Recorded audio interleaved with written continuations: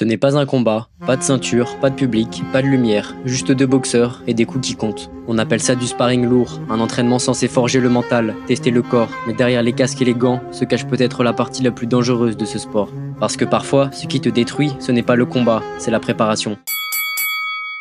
Le sparring, c'est l'essence même du boxeur, c'est là qu'on apprend à encaisser, à respirer et à s'adapter. Mais quand il devient lourd, quand les coups partent à pleine puissance, il franchit une ligne qu'on ne voit pas tout de suite. Des chercheurs l'ont prouvé, après seulement quelques rounds de sparring intense, le cerveau ralentit, la mémoire flanche, la connexion entre le corps et l'esprit s'affaiblit.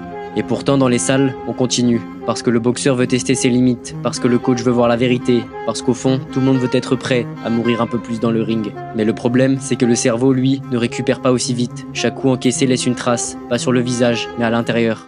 Ces microchocs, qu'on appelle coups subconcussifs, ne te mettent pas KO, ils s'accumulent, et un jour, ils te rattrapent. On parle souvent des grands KO en combat, mais ceux qui détruisent vraiment les boxeurs arrivent souvent loin des caméras.